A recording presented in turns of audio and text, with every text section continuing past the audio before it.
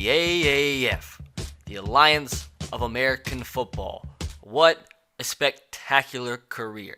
The league began its first season on February 9th, and 52 days later, on April 2nd, the league suddenly suspended operations and looks like it's going to cease to exist. A league that had a $250 million investment put into it by Thomas Dundon, and Mr. Dundon said, "I want my money back." As with only 2 weeks remaining in this season, and before the first ever AAF playoffs, I guess we'll never know who the first AAF champion was gonna be.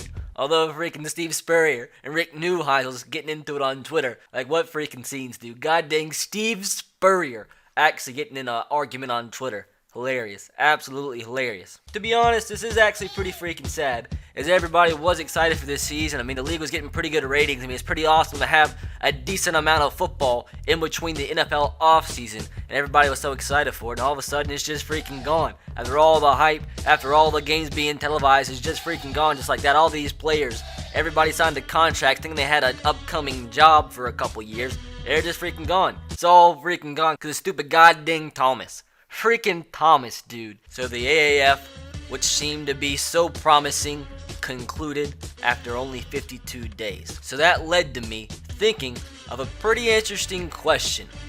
What out there in this world has lasted longer than the AAF? Lindsay Lohan's sobriety.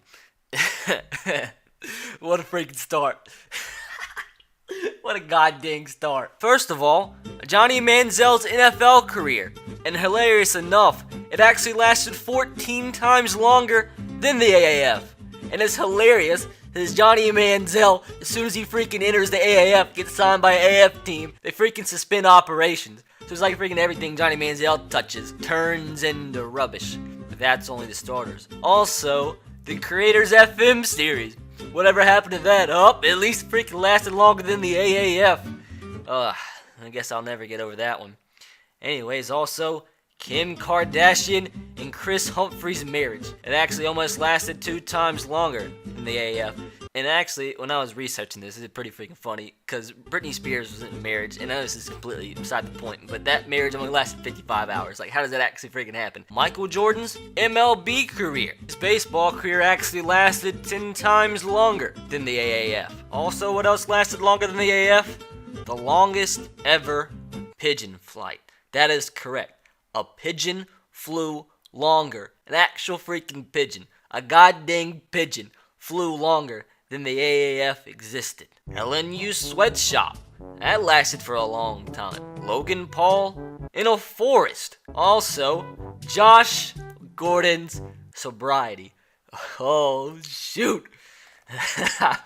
I can't believe I actually went there. And another thing, the longest ever erection. And I'm just going to leave the screen black so this video doesn't get demonetized. But the longest ever erection actually lasted longer than the AAF. This one is actually crazy. A guy went 60 years without bathing. 60 freaking years. So this guy went 420 times longer without bathing than the AAF actually existed. Bill Clinton. This poor freaking woman was in labor for almost 2 times as long as the AAF existed. Like, actually think about giving birth for a consecutive 75 days. Like, what a woman. What a freaking trooper. A banana. Corn. Also, there was a brave man who held in his poop for longer than what the AAF existed. What a bunch of legends.